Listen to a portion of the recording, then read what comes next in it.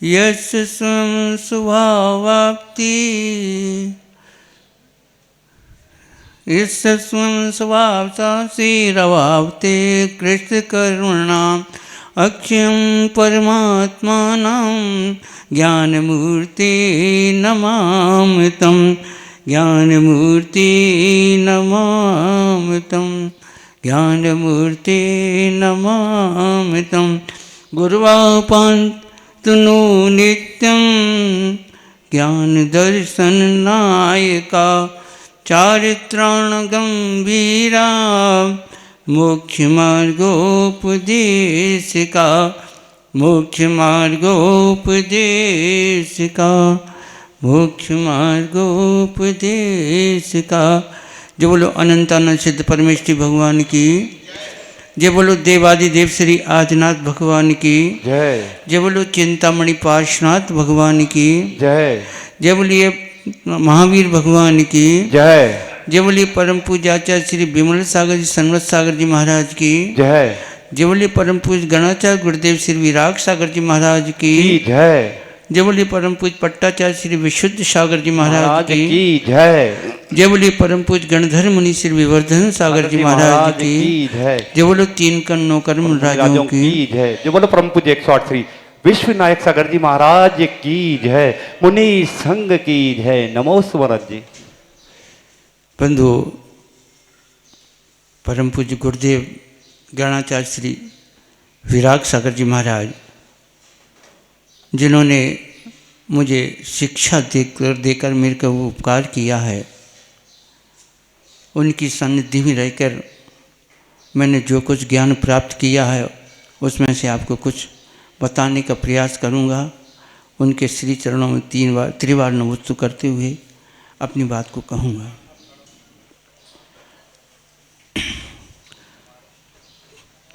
द्रव्यों में 6 द्रव्य में काल द्रव्य होता है और काल द्रव्य के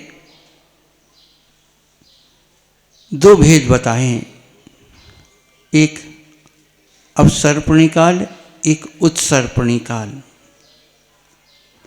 अवसर्पणी काल वो होता है जिसमें निरंतर घटता हुआ आदमी की आयु, बल, अवगाहना, ज्ञान ये सब घटता रहता है।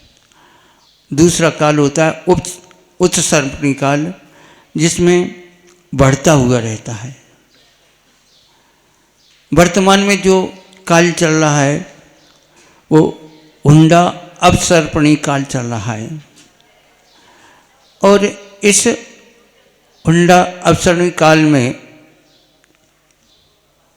हुंडा अवसर्पणी काल के प्रभाव के कारण, दोष के कारण, वैसे तो तीर्थंकरों का जन्म चतुर्थ काल में यानी दुखमा सुखमा काल में होता है, किंतु काल दोष के कारण भगवान आदिनाथ का जन्म सुखमा दुखमा यानी तीसरे काल में हुआ था। तीर्थंकरों का जन्म होता है तो वो धर्म का परिवर्तन करते हैं। कोई नया धर्म का प्रारंभ नहीं कर, जो अपना शाश्वत जैन धर्म है उसी का परिवर्तन करते हैं। और ये आज से नहीं तो अनादिकाल से ये संस्कृति चली आई है। ये 2 काल हमेशा अनादिकाल से चले आए हैं, उत्सर्पणी काल, उत्सर्पणी काल, और दोनों काल में 24 तीर्थंकर ही होते हैं। क्या आप जानते हो कि 24 तीर्थंकर 24 ही क्यों होती है, 25 क्यों नहीं होते, 23 क्यों नहीं होते? किसी को मालूम है? नहीं मालूम, कोई नहीं जानता। प्रत्येक काल में 24 तीर्थंकर 24 होते हैं, उसकी शाश्वत संख्या है। अब वो क्यों है? तो 24 मिनट की एक घड़ी होती है, 25 मिनट की नहीं होती। घड़ी कितने की होती है काल में? 24 मिनट की ही घड़ी होती है। 24 घंटे का ही एक दिन होता है। 25 का नहीं होता, 23 का नहीं होता, 24 घंटे का ही दिन होता है। और 24 पक्ष का ही एक वर्ष होता है। एक वर्ष में कितने 24 वर्ष के होते हैं? 24 पक्ष, समझ गए ना। एक महीने में 2 पक्ष, तो 12 महीने में। तो ये 24 की संख्या शाश्वत है, इसलिए अपने तीर्थंकरों की भी संख्या शाश्वत है। हर काल में जितने भी तीर्थंकर होंगे तो 24 ही होंगे, 25 नहीं होंगे। तो इस 24 संख्या जो है वो शाश्वत होने के कारण अपने यहाँ इस अवसर्पणी काल में सबसे पहले जो तीर्थंकर हुए वो आदिनाथ हुए। और वो कौन से काल में हो गए? हुंडा सर्पणी काल के दोष के कारण तीसरे काल यानी सुखमा दुखमा काल में हुए। और उनका निर्माण हुआ चतुर्थ काल जो दुखमा सुखमा आने वाला था उससे 3 महीने और 8 महीने पूर्व उनका 3 महीने, हाँ 6 महीने, 3 महीने 6 महीने 3 वर्ष 6 माह और 15 दिन पूर्व उनका निर्माण हो गया। अब भगवान महावीर का जन्म जो है आज से कब हुआ था? 2624 वर्ष पूर्व। अपने 2623 वर्ष पूर्ण हो चुके हैं और अपन ने जो जन्म जयंती मनाई है वो 2624वीं जन्म है, यानी 2623 वर्ष पूर्ण हो चुके हैं। और अगर अपन ईसवी संबंधी से जोड़ें तो 569 वर्ष पूर्व, ईसा की 569 वर्ष पूर्व भगवान महावीर का जन्म हुआ था। और तीसरा संवत अपने जो मान चलता है वो विक्रम संवत चलता है। अगर विक्रम संवत की अगर संख्या लें तो विक्रम संवत की संख्या में 512 वर्ष विक्रम संवत से पूर्व भगवान का महावीर स्वामी का जन्म हुआ था। महावीर स्वामी का जन्म सब मालूम अपन कब हुआ था? कब हुआ था? हाँ, चैत शुक्ल की 13 को भगवान का जन्म हुआ था। और गर्भ में कब आए थे? 9 महीने पहले। तो कब आए थे? तिथि बताओ। अपन पूजा करते हैं भगवान की, महावीर स्वामी कल पूजा करी थी सबने? नहीं करी की? आषाढ़ शुक्ला 6 को भगवान का जन्म हुआ था, गर्भ में आए थे। और गर्भ में आने के 9 महीने और 7 दिन, कितने? 9 महीने और 7 दिन बाद उनका जन्म हुआ था। लेकिन सोदरविंद ने तो गर्भ में आने के पहले ही रत्नों की वर्षा कर दी। कितने दिन पहले की थी? गर्भ में आने के 6 महीने पहले से ही रत्नों की वर्षा शुरू कर दी थी। जीवन में पुण्य है तो आपको जन्म से पहले ये सब कुछ उपलब्धियां हो जाती हैं। इतना जीवन में पुण्य तीर्थंकर जीवन कर लेता है कि गर्भ में आए नहीं उससे पहले जहाँ उनका जन्म हो रहा था वो देश, वो नगर, वो घर, वो साम्राज्य इतना समृद्धशाली हो जाता है कि वहाँ किसी तरह की कोई कमी नहीं रहती। जीवन में पुण्य अवश्य होना चाहिए। मानव जीवन में लाए पुण्य कर लो, यही शिक्षा देता है कि जीवन में जितना पुण्य कर सकते हो उतना पुण्य कर लो। आज का ये मनुष्य जन्म का किया हुआ पुण्य, जितना पुण्य करते हैं ये मनुष्य जन्म ही है जब आप पुण्य संचय कर सकते हो, और किसी आयु में आप पुण्य संचय नहीं कर सकते हो। और तीर्थंकरों ने भी अपना पुण्य किसी मानव जन्म में ही किया था। मानव जन्म में ही रह के उन्होंने तीर्थंकर प्रकृति का बंध किया था। ऐसे यूँ तो अगर महावीर स्वामी का अपन पीछे का जीवन चरित्र देखें तो आदिनाथ भगवान ने जब दीक्षा ली थी 4000 राजाओं के साथ में, और उनमें भरत पुत्र मारीची भी था। भगवान तो अपनी तपस्या में बैठ गए 6 महीने तक, लेकिन जो और राजा महाराजा थे वो इस जो श्रवण संस्कृति है, जो जैन धर्म की कठिन तपस्या है, जो दीक्षा धारण करते हैं, दीक्षा धारण करना ही तलवार की धार पर चलना होता है। 22 परिश्रम को सहना पड़ता है, लेकिन जो उन परिश्रम को सह नहीं पाए वो धर्म से विचलित हुए। दीक्षा लेने के बाद कोई भूख को नहीं सहन कर पाए, और उनमें ये मारीच भी था। जब भगवान का 6 महीने बाद मौन खुला, 13 महीने बाद, भगवान तो वैसे मौन तो नहीं खुला था उस समय, दीक्षा के बाद तीर्थंकर मौन रहते हैं। लेकिन जब उनकी आहारचर्या हुई और जब उन्होंने देखा कि आदिनाथ अब आहार के लिए उठे हैं, और आदिनाथ ने भी, भगवान ने भी देखा कि जो राजा अपने उससे विचलित हुए हैं, तो अपनी चर्या से उन्होंने उनकी चर्या को स्थितिकरण किया। आदिनाथ, भगवान आदिनाथ के समुद्र में जब पूछा कि क्या आपके वंश से को और भी कोई तीर्थंकर होगा, तो भगवान की दिव्य वेशना में निकला कि जो मारीच का जीव अंतिम तीर्थंकर होगा। वहाँ मारीच के जीव को अपने आप में क्या हो गया,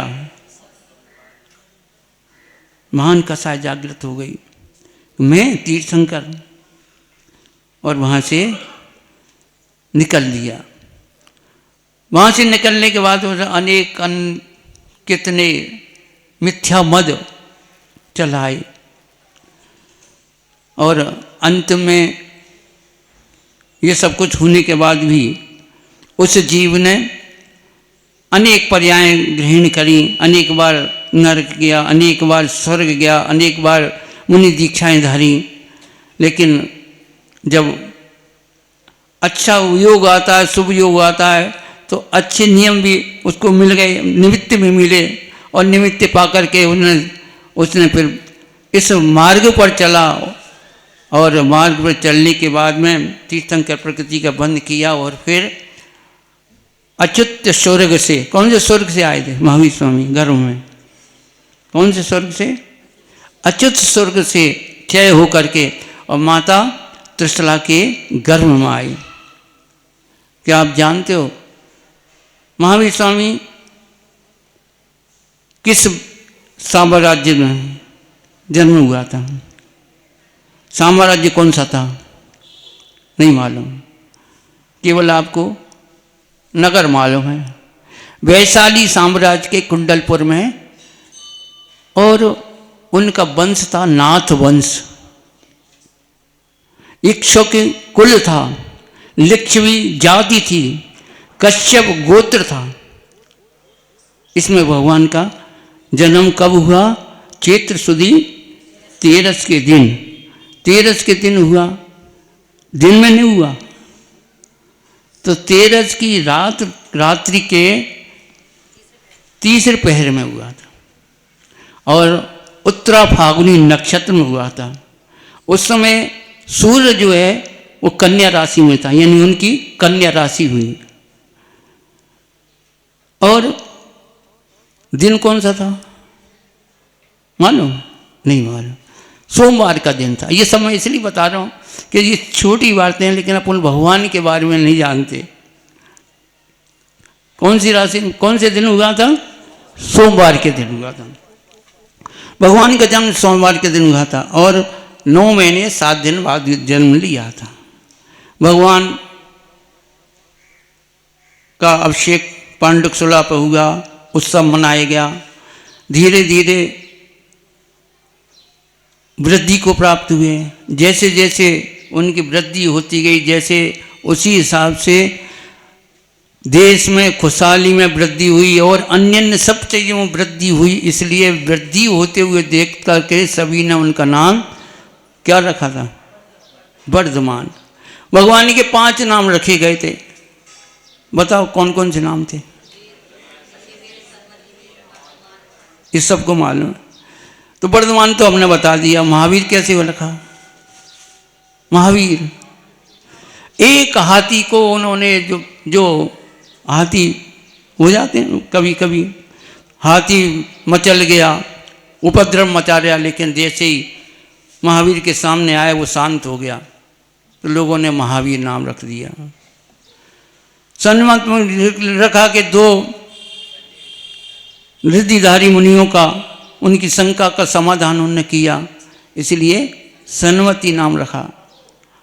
एक देव जो सर्व बन के आया, उसने परीक्षा की कि ये कैसे वीर हैं। उन्होंने उस सर्प को पकड़ करके घुमा दिया, सब तो भाग गए, लेकिन उन्होंने इसलिए वीर कहलाए। ऐसे उनके वीर अति सन्मत। एक रुद्र नाम का रुद्र था, एक रुद्र, उसने जब शमशान में भगवान अपनी प्रतिमा योग में बैठे थे, तो उसने भी उपद्रव खूब किया, खूब उत्सर्ग किया, लेकिन उत्सर्ग में वो अपनी अडिग तपस्या में रहे, इसलिए उनको अतिवीर नाम दिया। ऐसे भगवान के नाम पड़े, वीर, अतिवीर, सन्मत वीर और महावीर।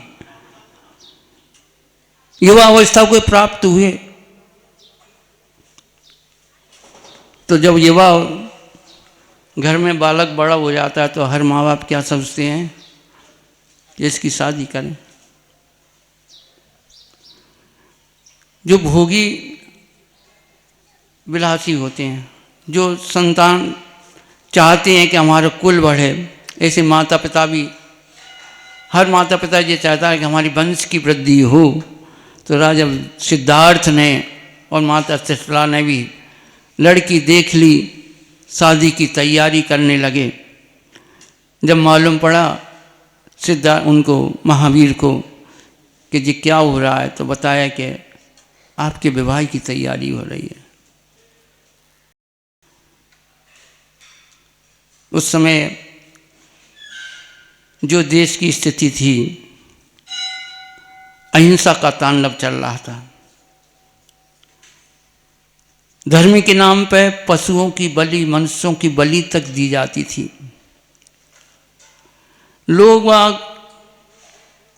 लोगों को खरीद के दास बना के रहते, दास प्रथा चल गई थी उस समय। लोगों को दास बना करके रखना ये प्रथा थी, जिससे भगवान महावीर ने ये सब देखा, उनको सहन नहीं हुआ। माँ बाप से बोले कि जीवन तो मैंने अनेक लिए हैं, हर व्यक्ति अपने लिए जीता है, लेकिन इस धर्म के लिए जीवन जीना वही जीवन की सार्थकता होती है। और उन्होंने सत्य की खोज, कि वास्तव में सत्य क्या है, उस सत्य की खोज के लिए उन्होंने विवाह करना स्वीकार नहीं किया। और मकसद कृष्णा दशमी के दिन उन्होंने पिता से अनुमति लेकर के कि अब मुझे इस मार्ग पे जाना है, आप मुझे अनुमति दें।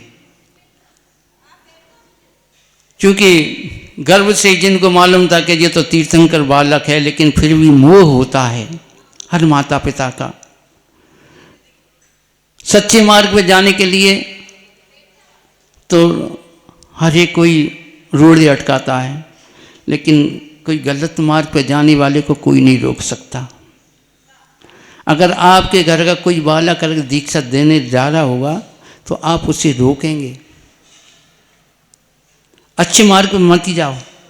क्यों रोकते हो? वो बुरे मार्ग पे चला जाए उसे आप नहीं रोक पाओगे, लेकिन अच्छे मार्ग पे जाने को रोकते हो। ये मोह समझ लो या क्या लोगों की प्रवृत्ति समझ लो, लेकिन फिर भी राजा सिद्धार्थ ने, माँ त्रिशला ने बहुत समझाया, वीर न माना। और मकसद सुदी दशमी को उन्होंने 29 वर्ष 5 महीने और 20 दिन की जिस समय आयु थी, उस समय उन्होंने दीक्षा ग्रहण कर ली। 2 दिन का उपवास लेकर के दीक्षा ग्रहण कर ली, और दीक्षा के लेते के साथ ही उन्हें चौथा ज्ञान क्योंकि जन्म से 3 ज्ञान के धारी तीर्थंकर होते हैं और चौथा ज्ञान उनको मन पर्या ज्ञान प्राप्त हो गया। 12 वर्ष तक लगातार मौन साधना की। इस बीच में आहार के लिए निकले, लेकिन 12 वर्ष और 7 कितने 13 सा 12 13 सदी 12 वर्ष करीब उन्होंने मौन रहे, छद्मोत्सव अवस्था में रहे। उस समय तक उनके कुल पार न हुए 349 आहार लिए उन्होंने। बाकी शेष समय उनका काय में निकला, उपवासों में। और इन्हीं में एक बार उनकी एक प्रतिज्ञा ले ली थी उन्होंने कि मैं आहार कब लूँगा। कोई नियम लिया उन्होंने कि जिसका सिर मुड़ा हुआ हो, पैरों में जंजीरें हों, ऐसी प्रतिज्ञा लेकर के आहार के लिए निकलते थे, लेकिन नहीं मिली। 6 महीने तक घूमते रहे, लेकिन नहीं मिला। कौसंबी नगर में जब आए तो वहाँ उसकी मौसी चंदना की कहानी तो आप सबको मालूम होगी, है नहीं? है सबको मालूम है, बढ़िया है, तो उसे अपन डिस्टर्ब में नहीं जाएं। आखिर में चंदना के मन में आया कि भगवान महावीर 6 महीने से आहार नहीं हुआ है, और अगर मैं स्वतंत्र होती तो मैं भगवान को आहार देती। जब मालूम पड़ा जब कौसंबी आए हैं तो उसके लिए, जब दासी थी उसके लिए कोदों का आहार देते थे, कोदों देते थे उसके लिए भोजन के लिए। तो उस दिन उसने भी लगा कि मैं अगर जब तक महावीर का आहार नहीं होगा तो मैं भी आहार नहीं करूँगी। तो वो कोदे उसने भी वो उठा के रख दिए, लेकिन जैसे ही उसने वो रखे तैसे ही बाहर से उसे महावीर की जय जयकार सुनाई दी, और वो तुरंत उसी वैसी ही अवस्था में बाहर निकल के गई, जिसके आंखों में आंसू आ रहे, सर मोड़ा हुआ था, बंधन में थी, और उसने हे स्वामी अत्रो अत्रो अत्रो। भगवान महावीर का निमित्त मिला और उनको पड़गान हुआ। जो को लोग रखे थे वो अपने आप में खीर बन गए, और उस खीर का ऐसा आहार हुआ कि एक क्या कहते हैं दासी के यहाँ आहार होना उस समय एक बहुत बड़ी बात हो गई थी। राजा वहाँ का और जिस सेठ की दासी थी वो सब खड़े रहे, और एक दासी के जहाँ भगवान का आहार हुआ। एक संदेश गया कि जैन श्रवण साधु अपनी चर्या में गरीब और अमीर को नहीं देखते, उनकी जो प्रतिज्ञा होती है उस हिसाब से वो आहार लेते हैं। भगवान को उसके बाद में केवल ज्ञान कब हुआ नहीं मालूम। वैशाख सुदी 10वीं को केवल ज्ञान हुआ। मैं अब चूँकि अब समय हो रहा है समाप्त करते हैं, महाराज जी बोलेंगे। वैशाख सुदी 10वीं को केवल ज्ञान हुआ। केवल ज्ञान के करीब 66-65 दिन तक दिव्य धुनी नहीं सुनी, और सभी लोग समुद्र शरण में जाते रहे। उनका केवल ज्ञान हुआ था ऋजुकुला नदी के किनारे जम्भका नाम के नगर में, वहाँ जो उनका केवल ज्ञान हुआ था। और केवल ज्ञान जब हुआ तो तुरंत देवों ने सुंदर 1 योजन की समूह शरण की रचना की, लेकिन भगवान की समूह शरण तो विराजमान हुए, लोग आते, लेकिन भगवान की दिव्य धुन नहीं हुई। आखिर जब सौधर्मिंद को चिंता हुई तो उन्होंने अपने अवधि ज्ञान से लगाया कि क्या है, क्यों नहीं हो रहा। तो उन्होंने देखा कि महावीर भगवान का कोई योग्य गणधर नहीं है जो उनकी वाणी को समझ सके, बता सके। तो उन्होंने वहाँ जो अग्निभूति और वायुभूति 3 भाई थे, और गौतम गोत्रीय थे, तो उनको जो है उनके दिमाग में आया, तो वो एक वृद्ध का रूप बन के उनके पास गए और उनको समूह शरण में लगाए। समूह शरण को देखते हुए उनका मान भंग हो गया, क्योंकि वो अपने आप को बहुत ज्ञानी समझते थे।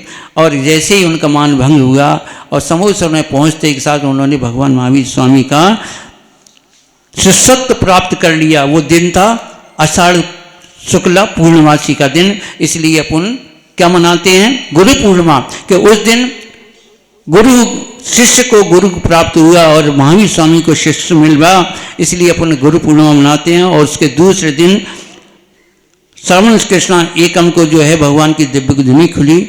आगे के अपन फिर कभी सुने। जय बोले परम पूज्य राष्ट्र गुरुदेव श्री विराट सागर जी महाराज की।